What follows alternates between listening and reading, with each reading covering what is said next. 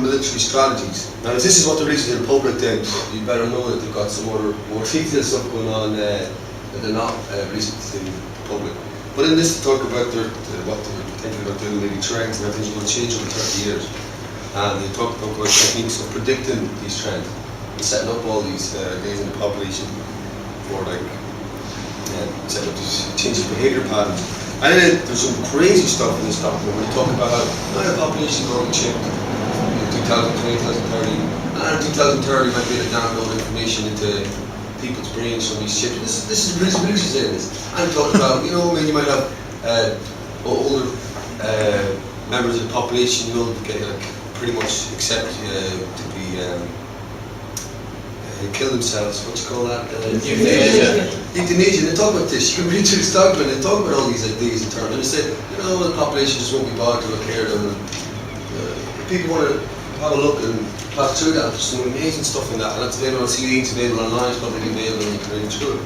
But what they're talking about is their long-term strategy in terms of resources, society, social views, political, the technologies that will be there in the future, and the military. So we're obviously thinking about what are we going to do, how are we going to form psychological operations and social conditioning to set up the population to accept these ideas which is part of our agenda in the future. Is that because of the population problem? Is it because of that they're talking about? They talk about euthanasia and so on. They put the whole carbon global warming thing and globalization and talk about how terrible it is that there's people starving the planet. They do it in this very strange way where they don't address any problems. But you can reach out for yourself, and it's the most interesting thing I've ever come across. But this is one of the... Where can we get a copy of it? I have it on CD here. Right. If you search for it either online, you can get it. I can send out a CD to everyone, and they can copies of everything I've referenced here, all the papers, declassified documents, everything is on it, links and so forth. This is a diagram which comes from that manual, and it talks about how they're going to have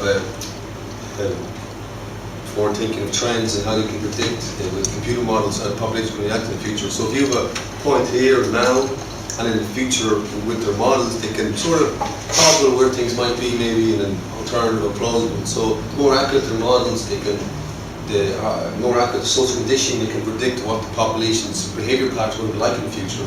So in this way they're thinking long term on how the conditioning must work and how psychological operations must work in terms of resources, so social issues, political, technological and military. Now you're going to come along and push out all this new technology and chipping humans, which is this is their big goal. They have to set up and set the mindset of the population that they want this. And they're going to set up propaganda and all sorts of stuff to get the population to want this. Now if they want the population to accept, reduce changes in any field, then they're going to have to set up propaganda to make that happen. In Edward Bernays' book, Remember This Propaganda, really interesting chapters, the most detailed book ever. I really recommend people to get that. Back in 1928, he talks about how it would be necessary to have propaganda in terms of science, and that you can have present to the population all these great ideas. Oh God, got some scientists and they've got something really fun, interesting in space and stuff. Just have a light glaze for the population of what science and all these concepts are about, so the population accept that it's okay that there's billions and billions and billions going to all this research and to put a happy spin on it. They talk about the same thing in terms of art, that propaganda should be put out to control the population to deal with what art is and so forth. Talk on a very high complex level with long-term ideas. Typically think about how art has changed in the last 30 years. What's considered art, it's gone very much into more it's dumbed down. Colder, dumbed down sort of version to what it used to be. All these are all long-term ideas. You're going to change behaviour patterns. The plan of the protocols.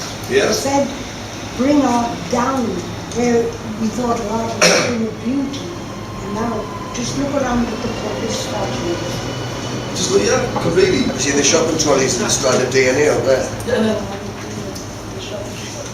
So what are some examples from psychology which give evidence or foundation to how you can control and set up population behaviour patterns? What are the fundamental laws in psychology and sociology which exist, like gravity and so forth.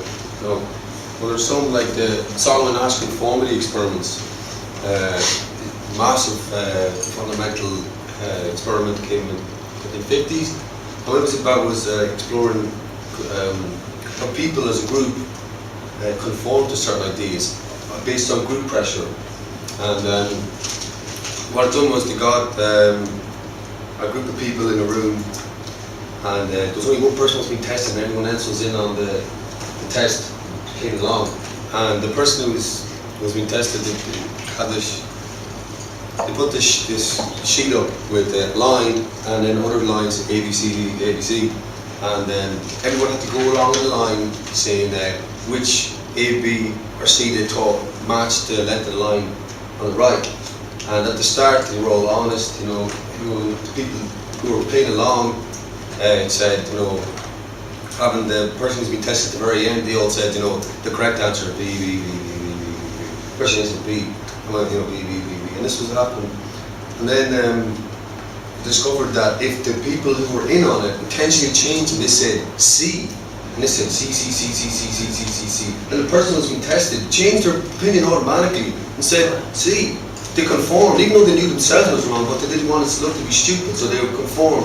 And in this way, they could on enough people, like, you know, measure these on enough people that you could get proper statistics at and analyze this phenomenon in terms of group interactions. How conformity come up? They've done it with people standing in a lift as well. Completely. And you have 5 or 6 actors in a lift, and they all turn and face away from the door.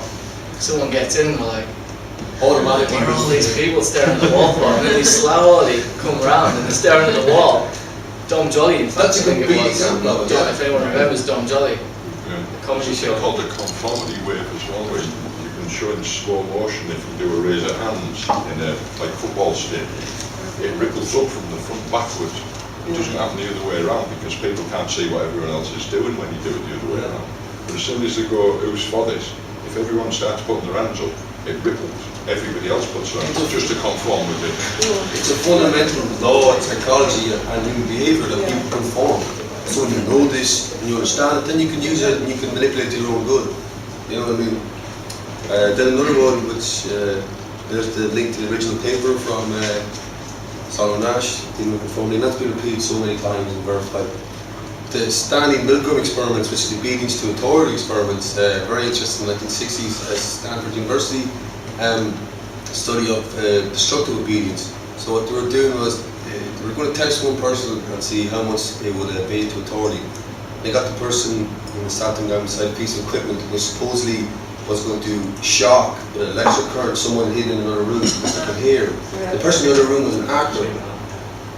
But the persons who tested didn't notice, they thought this was when seriously things was going on. So they had ratings of current, different amplitudes which could be passed through the person on the other side of the room. And starting off low, small, small, small, little higher, little higher, little higher, till the end moments were told this would kill the person. You know what I mean? And so they tested him, and the doctor, the psychologist who was running the test, wearing his white, you know, his white vest, and he had letters before his name, so he was important, said, yeah, push the first button. And the person in the fire room was, next one, you know. And then towards the end, the person goes, get me out of here, I don't want to be in here, let me this, I don't want to take part in this anymore. And then, guys, I don't want to do this anymore. And then the doctor says, no, do what we tell him to do. And he goes, okay, and he keeps pushing and pushing, and this guy's screaming and shouting. You can look at all the videos. Is this the Stanford Research Institute? Yeah. Yeah. Michael Monson would have did it. No, repeat that. Yeah. So he keeps going along until the stage where they're about to hit one that will kill the person. And he goes, I'm not going to do this. And he goes, look, I will take full responsibility for this. Turn that knob and kill that person. And they've done it. And it's happened like countless times. 26 out of the 30 subjects in this one study, she repeated so many times, went along and administered lethal current to that person who was screaming. The actor was screaming to be let free, wanted to live. And they killed him. Supposedly that person thought they killed him. And then they were asked, why did you kill that person? They said, oh, you know, well, he said he's taking responsibility for it. I had nothing to do with it. I was externalizing responsibility. You know, I had nothing to do with it. And this is the whole Only following orders. conforming to authority. So if someone is perceived to have authority, people automatically follow them. And you can repeat this on enough people, and you can get proper statistics on it and quantify this behaviour in terms of how you can use it to control population.